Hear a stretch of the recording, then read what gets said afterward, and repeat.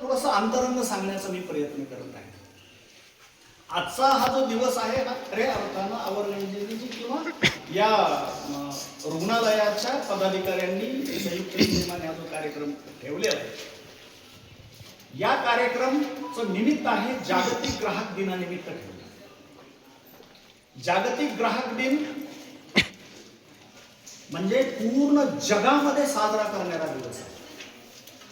प्रत्येक विभाग डिपार्टमेंट फक्त तहसील महसूलच करावा नाही, मग तुमचे वैद्यकीय व्यवसायाचे जरी असेल PSC असतील इथं सुद्धा, कारण आता आज तुम्ही जे काही आशा म्हणून जे काम करता तुम्ही सुद्धा ग्राहक आहात आणि तुम्हाला ग्राहकांचा प्रति ग्राहक कायद्याचं तुम्हाला माहिती मिळाली पाहिजे, सर्वांना माहिती मिळाली पाहिजे, हे सुद्धा एक त्याचा भाग आहे. आणि तुमच्या माध्यमातून फार मोठं काम होणार, कारण तुम्ही काय 25-30 गावामध्ये जे काही तुम्ही काम करता, हा एक विषय जर तुम्हाला समाजासाठी जो का महत्वाचा विषय जर तुम्हाला समजला तर तुमच्यामध्ये तर जागृती होईल.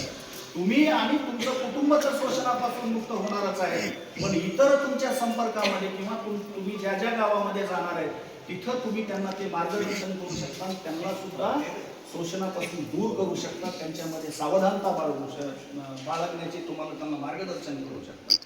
त्याच्यामुळं किमान एक गाव 2-3 हजार लोकवस्तीचं जरी असलं, आज एक आशाताई या ठिकाणी असेल तर ती 2000 किमान अंदाजे 2000 लोकसंख्येबरोबरची आशाताई आहे. एवढं मोठं याचं व्यापकता आम्ही त्या दृष्टीनं तुमच्याकडे आम्ही पाहतो आहोत. कारण हा जो विषय हा राजकीय नाही, इथं कुणाला निवडणुकीला उभं राहायचं नाही, इथं कुणाला सदस्य नोंदणी वाढवायची नाही. तुम्ही जागे व्हा आणि इतरांना जागं करा, हाच एक मुद्दा आहे. मग याच्यासाठी ज्या यंत्रणा काम करतात त्या यंत्रणा, शासन स्तरावरच्या काम करणाऱ्या ज्या यंत्रणा आहेत त्या पूर्ण यंत्रणा लोकांपर्यंत गेल्या पाहिजे. तुम्ही फक्त आरोग्याच्या अँगलनं जरी काम करत असतील, पण शासकीय काही योजना अशा आहेत की तुमचं जर कुठं शोषण झालं, तुम्ही ग्राहक म्हणून आता तुमच्यातली एखादी महिला जर कुठं साडी खरेदी करायला आणि तिथलं त्याच्यात तिचं जर फसवणूक झाली तर मग तिनं काय केलं?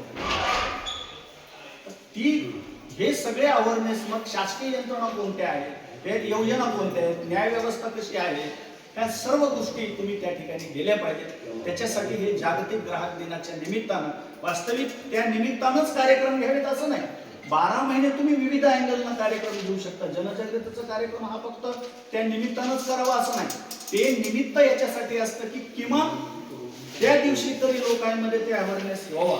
जसं आपण आपल्या वडिलांची पुण्यतिथी करतो की नाही, आपण संत ज्ञानेश्वर महाराजांचं समाधी सोहळा करतो, तुकाराम महाराज गीत साजरी करतो, वेगवेगळे आता डॉक्टर बाबासाहेब आंबेडकरांची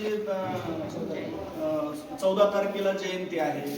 त्या सर्व लोकांची आपण जयंती का साजरे करतो बरं?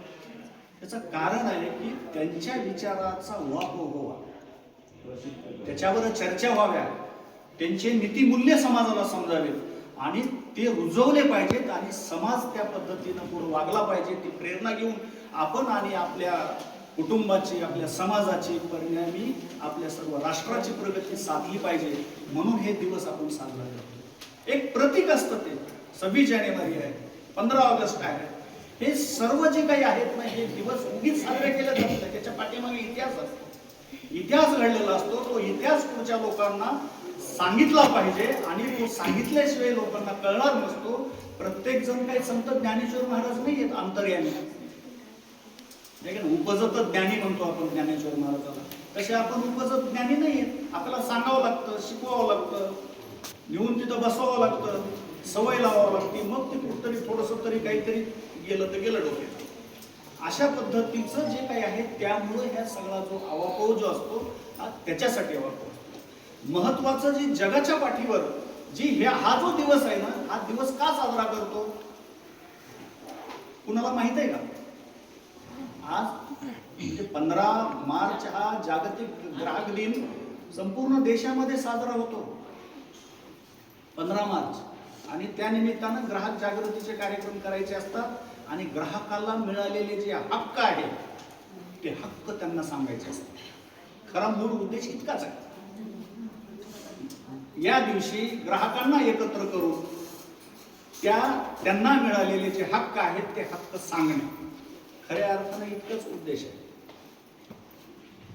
कुठला? जागतिक ग्राहक दिनाचा. राष्ट्रीय ग्राहक दिनाचा उद्देश वेगळा. जागतिक ग्राहक दिनाचा फक्त ग्राहकांना मिळालेले हक्क त्यांना सांगणे आणि त्यांना त्यांच्या हक्काप्रती जागं करणे, हाच खरा अर्थानं त्याचा हेतू असतो. पण ह्याचा बेस काय, कशामुळे आपण हा दिवस साजरा करतो, कुणाला सांगता येईल का? मोकळं बोला माझ्याशी, आपण चर्चा करू. कारण आपण गंभीर विषयावर चर्चा नाही करायची, आपण आपल्या जीवनाच्या अंगाच्या विषयाने चर्चा करायची, बरं का? त्याच्यामुळं मनमोकळेपणानं बोला. विचारले तुम्हाला निर्माण झालेले प्रश्न सुद्धा तुम्ही विचारू शकता. हा कुणाला सांगता येईल का की जागतिक ग्राहक दिन आपण का साजरा करतो? सांगता येईल कुणाला? तुम्हाला नाही सांगता येणार, कुणालाच नाही. अहो, मागच्या वर्षी 1च वर्ष झालं मी इथे, आणि त्यावेळेस सांगितलं होतं ना, तुमच्या लक्षात नाही. मी सांगतो परत, हा दिवस का साजरा?